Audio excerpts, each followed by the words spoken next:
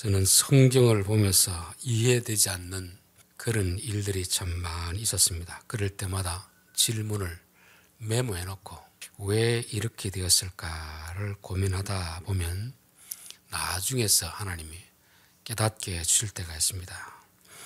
그 첫 번째 것이 무엇이냐 하면 구약 성경에서 하나님이 모세를 불러 80의 글을 사용하십니다. 40년을 이스라엘 백성을 훈련하는데 사용하시고 나서 마지막에 무리바 물가에서 화를 냈다고 해서 너 가나안 땅에 들여보내지 않겠다 말씀하는 것입니다. 모세가 한번 화를 낸 것이 그렇게 큰 죄가 될까? 제가 인간적인 생각으로서는 도저히 이해가 안 되었습니다. 그게 우리의 기준과 하나님의 기준이 다르다고 한다면 적어도 가나안 땅에 들여보내지 않을 것 같으면 그의 무덤이라도 좀 멋있게 화려하게 조성해가지고 그 후대 사람들에게 모세가 얼마나 훌륭한 인물이었는가 좀 기리도록 그렇게 했으면 얼마나 좋을까. 우리나라 국립현충원에 가면 나라를 위해서 수고한 분들, 비록 그들은 전쟁에서 희생되었지만 그들의 수고를 헛되이 하지 않기 위해서 지금도 현충일이 되면 그곳에 가서 묵념하고 그들의 업적을 기리잖아요. 최소한 그 정도는 해주는 것이 제가 생각에는 모세가 40년 수고한 것에 대해 조금은 배려하는 것이 아닌가 그런 생각이 들었습니다. 그러나 신명기 34장에 보면은 벳부올 맞은편 모압 땅에 있는 골짜기에 장사되었고 오늘까지 그가 묻힌 곳을 아는 자가 없느니라. 40년 이스라엘 백성을 구원하기에 자기의 전 인생을 바쳐서 수고를 했는데 한 번 화를 냈다고 해서 가나안 땅에도 들여보내지 않고 무덤조차도 기억되지 않도록 하신 하나님의 처사가 처음에는 이해가 되지 않았지만 나중에 보니까 그랬었구나. 그가 가나안 땅에 들어가지 못한 것이 천국에 들어가지 못한 것이 아니구나. 신약에 와보면 변화산에서 모세가 나타나잖아요. 3,500년이 지나서 예수님은 변화산에서 엘리야와 모세를 불러냅니다. 그 모습을 제자들에게 보여주신 거죠. 그것을 보면 가나안 땅에 들어가지 못한 것은 가나안 땅에 들여보내지 않는 것이 아니라 진짜 가나안 땅에 들여보내기 위해서 그랬구나. 그가 많은 수고를 했으니까 땅에서 수고는 그치고 진정한 안식의 장소로 가라는 뜻이었구나. 그리고 묘지, 무덤을 만들지 말고 묘지를 그들 사람들에게 알리지 않는 것은 그곳에는 모세는 없기 때문에 그런 것입니다. 그의 육체는 썩어서 어느 곳인가 묻혀 있었겠지만 그의 실체인 영혼은 천국에 있기 때문에 그랬다. 저는 그렇게 믿습니다. 그래서 저도 예전에는 참 아버지 산소, 어머니 산소 생각나면 갔지만 이 사실을 알고부터는 이제 잘 가지 않습니다. 왜냐하면 그곳에는 내 부모님이 계신 곳이 아니거든요. 이미 육체는 다 흙으로 돌아갔고 진짜 그분이 계신 곳은 천국이기 때문에 생각날 때마다 천국을 생각하면서 그렇게 저의 것도 바뀌게 되었습니다. 또 하나 이해가 되지 않는 것은 바로 성탄절이었습니다. 성경에는 예수님이 태어난 날짜가 기록되어 있지 않습니다. 여러분 사주팔자에서 날짜가 얼마나 중요한지 아시죠? 연월일시 그 날짜에 따라서 사람의 운명이 바뀐다 그렇게 주장하잖아요. 근데 성경에는 예수님의 생일 날짜에 대해서 기록이 없습니다. 또 사복음서 중에서 예수님의 출생에 대해서 기록한 것은 단 2곳뿐입니다. 2곳은 아예 언급조차 하지 않고 있습니다. 그리고 오늘날처럼 대대로 큰 행사를 치르지도 않습니다. 기록된 2곳만 하더라도 그냥 밤의 양치는 그 몇 명이 이야기하고 그야말로 조촐하게 이렇게 보내는 그런 행사로 끝이 나는 것입니다. 오늘날은 왜 이럴까? 왜 이렇게 화려하고 성대하게 치를까? 장로교회에서 성경 다음으로 존경하는 사람이 칼빈입니다. 칼빈은 기독교 강요에서도 성탄절을 지키는 것을 반대했습니다.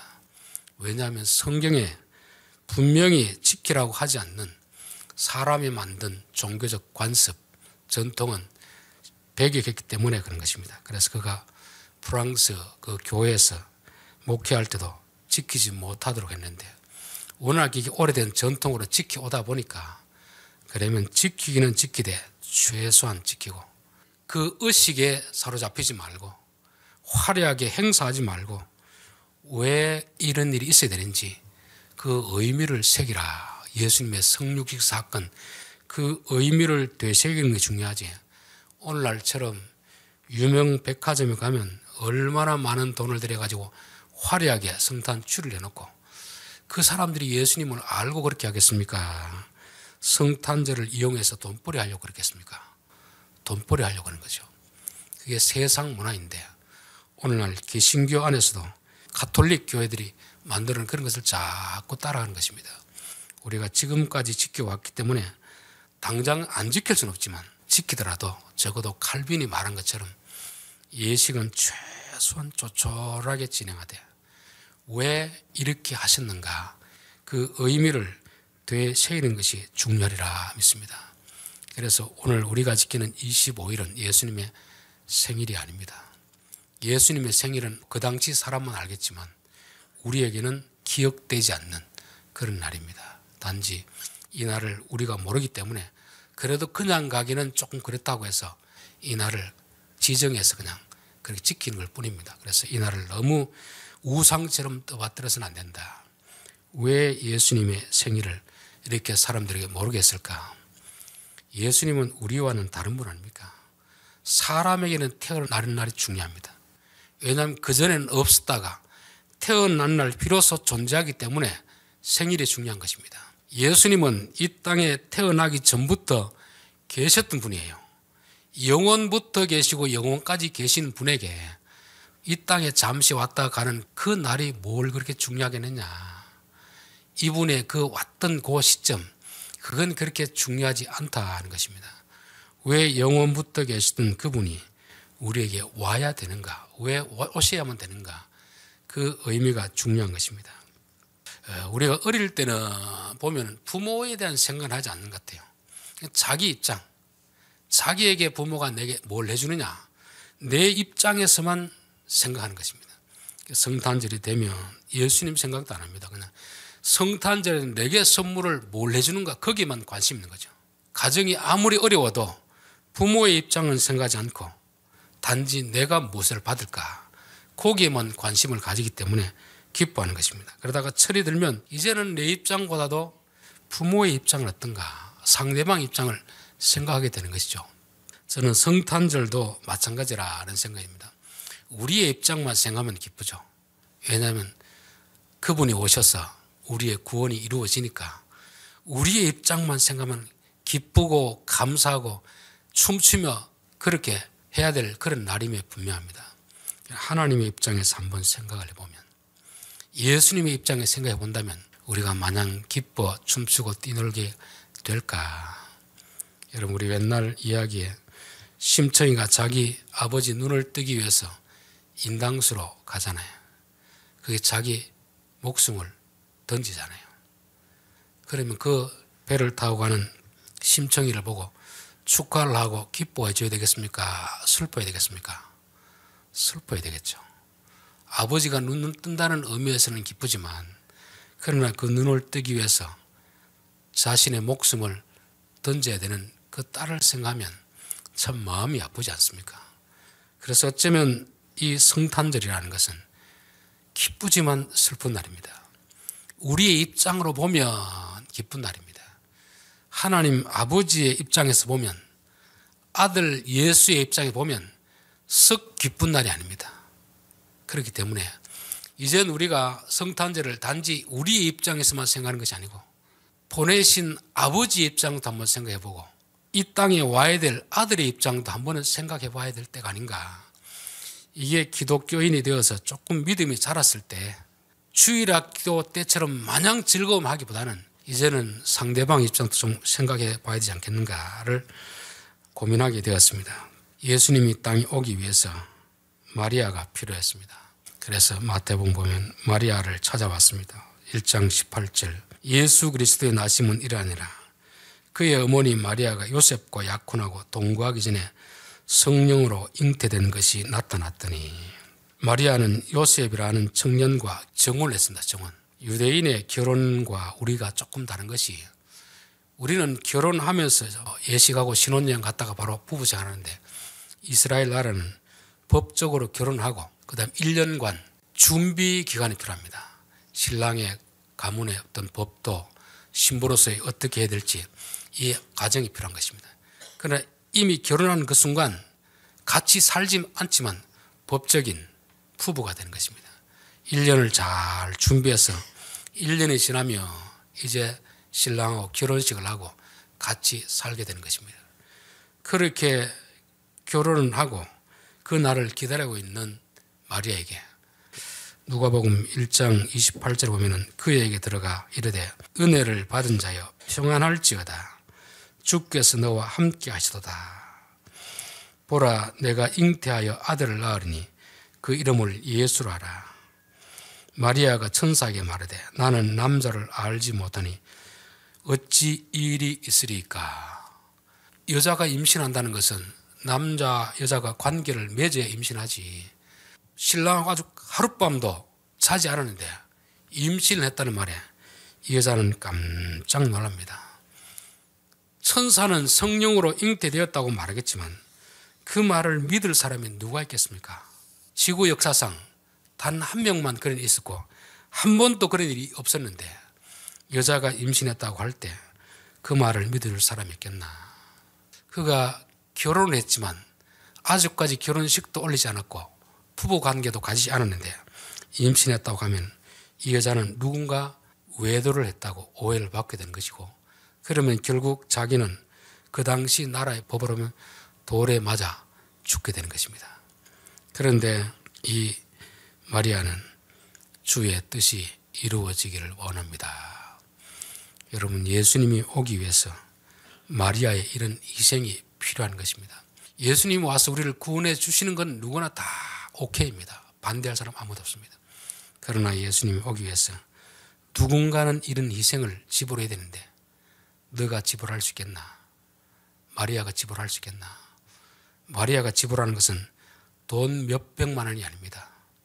자신의 몸을 10달을 빌려줘야 되는 것이고 또 그 아들을 낳아 길러야 되는 것이고 또 평생 동안 그는 불륜을 범한 여자, 예수는 불륜으로 인하여 태어난 남자, 아들, 이 오명을 덮어쓰고 평생을 살아야 되는데 여러분 같으면 그 일에 오케이 할 수 있겠습니까? 예수님 오는 거는 반길 수 있는데 왜 저희만 됩니까? 그냥 이것을 노하면 내년에 되면 평범하게 그냥 행복한 결혼생활 할 수 있는데 결혼도 하지 않는 여자가 임신을 해서 아이를 낳는다. 그럴 때 쉽게 그렇게 할 수 있는 게 아니잖아요. 그렇기 때문에 우리가 예수님의 탄생을 그렇게 축하하지만 참 그 뒤에 사람들의 이야기를 알면 참 마음이 무거운 것입니다. 예수님이 오늘 우리 가정에 와서 너의 꿈을 내려놓고 내 뜻을 이룰 수 있겠느냐 했을 때 주님 뜻이 이루어지게 하옵소서. 그렇게 할 사람들이 과연 얼마나 있겠습니까? 우리는 예수님의 오심을 축하하고 찬송하고 그렇게 하지만 예수님 때문에 너의 꿈을 포기할 수 있겠느냐? 손해를 볼 수 있겠느냐? 그렇게 할 때 과연 몇 명이나 할 수 있겠습니까? 우리가 예수님을 축하한다고 하면 그 정도도 오케이 할 수 있어야 되는 거 아닌가 그런 생각이 듭니다. 요즘은 사람들이 예수님 믿어도 예수님으로 인하여서 무엇인가 얻고자 하는 마음은 가득한데 예수님 때문에 희생하고 손해 보려고 하는 그런 마음을 가진 사람은 많지 않습니다. 그래서 마태복음 5장 11절에도 나로 말미암아 너희를 욕하고 박해하고 거짓으로 너희를 거슬려 모든 악한 말을 할 때 너희에게 복이 있으리라. 복이 있으리라. 그래서 우리는 보통 예수 믿고 복받은 간증을 할 때 보면 저게 과연 하나님 주신 복일까 그런 생각을 할 때가 있습니다. 우리는 예수를 잘 믿었더니만 자녀가 잘 되고 사업이 잘 되고 하는 것마다 잘 돼서 사람들에게 다 칭찬을 듣고 영광을 받는 그것을 예수를 잘 믿고 받은 복이라고 생각하는데 성경은 오히려 나 때문에 손해보고 실패하고 핍박받는 그게 있는가? 그게 있는가? 성경은 그것을 복이라고 하는 것입니다. 그리고 오늘날 간증하는 사람들 중에서도 좀 그런 사람이 나왔으면 좋겠고 그런 사람들을 좀 세웠으면 좋겠습니다. 예수를 내가 잘 믿었기 때문에 내가 가질 수 있는 기득권을 이렇게 포기했습니다. 이거 내려놓았습니다. 그렇게 자랑할 수 있는 사람, 그런 사람이 필요한데 우리는 예수를 잘 믿고 얻은 것에 대해서는 자랑하지만 예수를 잘 믿었기 때문에 손해당한 것에 대해서는 부끄러워하고 오히려 숨기려 하는 것입니다. 그것이 오늘날 성경이 말하는 복음과 얼마나 멀어져 있는가를 말씀하는 거죠. 마태복음 1장 19절 그의 남편 요셉은 의로운 사람이라 그를 드러내지 아니하고 가만히 끊고자 하여. 갑자기 결혼한 아내가 여자가 와서 내가 임신했는데 물론 성령으로 임신했다고 이야기했겠죠. 그런데 그 말을 믿을 사람이 누가 있겠습니까? 지구 역사상 한 번도 그런 일이 없었는데 그래서 가만히 끊고자 했습니다. 왜냐하면 그를 데리고 살면 결혼식도 하기 전에 이미 자기가 간음한 게 된 거죠. 법적으로 결혼해도 아직까지 결혼식을 안 올렸기 때문에 자기가 죄를 뒤집어 써야 됩니다. 자기가 무죄라는 것을 입증하기 위해서 이 여자가 다른 남자하고 한 거지 제가 한 것이 아닙니다. 자기의 의로움을 드러내면 이 여자는 어떻게 됩니까? 돌에 맞아 죽어야 되는 거죠. 그래서 자신의 의로움을 드러내기보다도 오히려 자신이 죄를 뒤집어 쓰면서도 이 여자를 살리려고 한 것이죠. 그래서 가만히 끊고자 했습니다. 이게 요셉이 가지는 하나님의 의입니다. 내가 욕을 먹더라도 이 여자는 살려야 되겠다. 그 마음을 가지고 가만히 끊고자 했던 것입니다. 아내가 잘못했을 때 네가 책임을 져야지. 자식이 잘못했을 때 부모가 책임져야지. 우리가 잘못했는데 하나님이 책임지는 이 마음을 가져야 되는 것이 아닌가. 단지 아들이 태어난 것에 대해서 감사하고 축하하고 이거 누가 못합니까? 그 아들이 오기 위해서 마리아가 희생했던 그 결단, 그게 돈 몇 푼으로 끝나는 게 아니잖아요. 평생에 마리아는 죄를 지은 여자로 주홍글씨 붙어가지고 살아가는 것입니다. 그리고 또 그것을 감내하면서 아들이 오도록 그 길을 내어준 사람이 바로 요셉이고 마리아입니다. 우리가 성탄절을 지내면서 이런 정신을 마음에 다시 한번 생각해 봐야 됩니다. 내 가족이 잘못했을 때 내가 그 잘못을 지고 가겠다. 자식이 잘못했을 때 부모가 그 자식의 잘못을 지고 가겠다. 이 마음을 가지고 있어야 되는 것입니다. 그것이 없이 그냥 예수님 왔으니까 박수하고 환영하고 아무런 의미가 없는 것입니다. 그분이 오기 위해서 어떤 과정을 거쳤던가를 우리가 생각해 봐야 되는 거죠. 그리고 하나님은 어떤 마음이었겠습니까? 하나님은 자기 아들을 보내는데 이 땅에 로마 황제로 등극시키기 위해서 보내는 것 아닙니다. 보내지만 33년 후에 아들을 십자가에 못 박는 운명을 지고 보내는 것입니다. 가끔씩 보면은 이제 세월호라든지 어떤 사고로 인해서 자식들이 청년 때 결혼도 하지 못하고 일찍 죽는 자녀들을 보면 참 부모의 마음이 어떻겠습니까? 그들이 그 자식들이 그렇게 될 걸 모르기 때문에 자식을 낳았을 때 그렇게 기뻐하고 웃고 이랬지. 만약에 내 자식이 10년 후에 20년 후에 사고로 죽게 될 것이다. 하나님이 가르쳐주고 낳으러 가면 낳을 사람이 누가 있겠습니까? 그리고 그 자식이 낳았을 때 축하해 줄 사람이 누가 있겠습니까? 슬픈 운명을 짊어지고 온 그 아들. 우리는 모르지만 하나님은 이미 이 아들이 나와서 어떤 삶을 살아야 될지 다 알고 있는 것입니다. 그 불행한 삶을 살아야 되는 아들을 보내는 아버지의 마음. 그 아들이 태어날 때 우리처럼 그렇게 철없이 기뻐하고 막 그렇게 했겠습니까? 적어도 하나님 아버지는 그렇게 하지 않았을 것이다. 아들을 보내고 사람들이 기뻐하는 거 보면서도 뒤로 돌아서 눈물을 흘리고 있지 않았을까. 이 아들이 걸어가야 될 길이 어떤 길인지 다 알고 있거든요. 그 아들이 잘못해서 감옥 가는 것도 아니고, 잘못해서 벌 받는 것도 아니고, 잘못해서 십자가 지는 것도 아닙니다.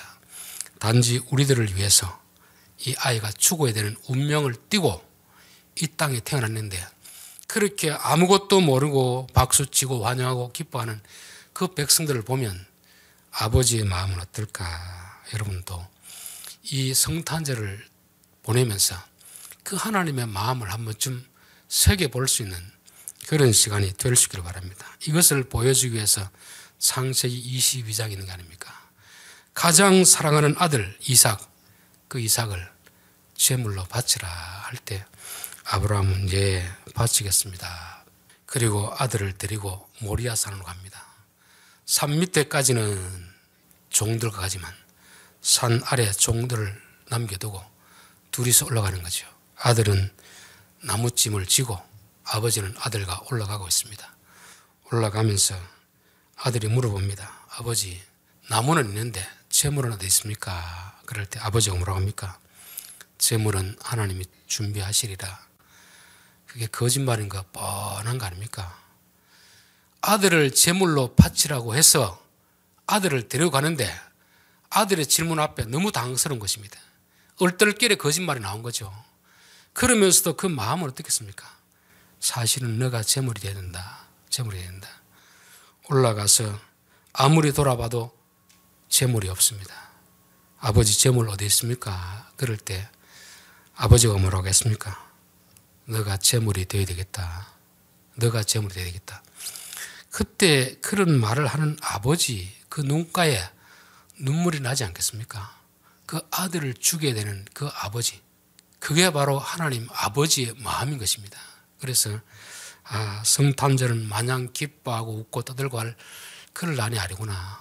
이 아들이 이 땅에 와서 어떤 삶을 살아야 되고 그 마지막이 어떻게 될 것은 아버지는 다 알기 때문에 오히려 많은 사람을 동원하지도 않고 그냥 보내기는 너무 좀 그래서 그냥 몇 명 가장 약한 자들을 보내서 그런 건 아닌가, 그런 생각이 드는 것입니다. 여러분, 아들의 마음은 어떨까요? 아들이 뭘 알겠나 싶죠. 우리야 어린아이일 때 아무것도 모르고 태어나지만 예수님은 아무것도 모르고 태어났겠습니까? 다 알고 태어났겠습니까? 삼위 하나님은 언어를 충분히 다 했습니다. 인간을 구원하기 위해서는 누군가는 가야 되는데 아버지 제가 가겠습니다. 너가 가서 어떤 환경을 걸어야 되는지 말씀을 다 해주시는 것입니다. 아들을 그렇게 주게 된다면 우리가 아버지 같으면 어떻겠습니까? 아버지의 능력이 있으면 그러면 너가 죽을 것을 위해서 적어도 땅에 사는 동안은 좀 행복하게 살아라. 편안하게 살아라. 부유하게 살아라. 그래서 로마의 황제 아들로 편안하게 살고 그 대신 죽어라 할 수 있잖아요. 그런데 아버지는 그것마저 허용하지 않습니다. 가난한 나사렛, 그것도 가장 가난한 그 집에 보내는 것입니다. 거기서 보내고 또 너가 태어나도 아무도 너를 알아보지 못할 것이다. 너를 인정하지 않을 것이다. 너가 돌에 맞아 죽을 것이다. 그래도 갈 수 있겠느냐? 예, 가겠습니다. 예, 가겠습니다. 예수님이 태어났어도 그렇게 마음이 썩 편하지는 않습니다. 나중에 십자가 죽을 때에도 아버지, 이 짐을 꼭 내가 져야 됩니까? 여기서 넘어갈 수는 없습니까? 솔직히 예수님도 육신의 옷을 입고 와서는 그게 두려운 것입니다. 그렇지만 나의 뜻대로 마옵시고 아버지 뜻대로 해 주십시오. 그래서 예수님의 탄생은 우리의 출생과는 본질적으로 다른 것입니다. 그냥 웃고 떠들고 그렇게 할 그런 생일이 아닌 거죠. 그래서 성경에는 두 곳에는 아예 기록조차 하지 않고 기록해놔도 아주 그냥 최소한의 정보만 적은 것이고 그 대신 그가 태어나서 어떤 일을 하고 어떤 고생을 했는가 그것을 쭉 기록해놨잖아요. 그래서 우리는 성탄절을 보내면서 하나님, 우리가 세상 사람들처럼 예수를 알지 못하는 사람처럼 그냥 크게 행사를 위해 가지고 예수님을 이용해 가지고 돈벌이하고 정치 노름하는 이런 자가 되지 않게 하시고 정말 이런 성탄절을 통해서 하나님의 마음을 한 번쯤 헤아리는 저희들 되게 하옵소서. 그리고 마리아처럼 예수님이 이 땅에 오신다고 했을 때 내가 내 인생을 포기하고 그분의 뜻을 이루어가는데 내 인생을 사용하여 주십시오. 요셉처럼 내 자존심, 내 의가 중요한 것이 아니고 하나님의 뜻을 이루는데 쓰임받게 없어서 그런 마음의 자세를 다짐하는 이 성탄절이 되어야 되리라 믿습니다. 기도하겠습니다. 하나님 아버지, 우리의 입장으로 보면 참으로 감사하고 기쁜 날이지만 아버지의 마음을 헤아리면 너무 죄송한 날입니다. 하나님 마음에 있는 눈물을 한 번쯤 헤아려 볼 수 있는 저희들 되게도 하시고 우리도 마리아처럼 요셉처럼 내 모든 꿈을 내려놓고서라도 주님이 오시려고 할 때, 주님이 일하시려고 할 때 기꺼이 내 육체를 들여서 주의 뜻을 이루어가는데 쓰임받는 저희들 되게 도와 주옵소서. 예수님의 이름으로 기도하옵나이다. 아멘.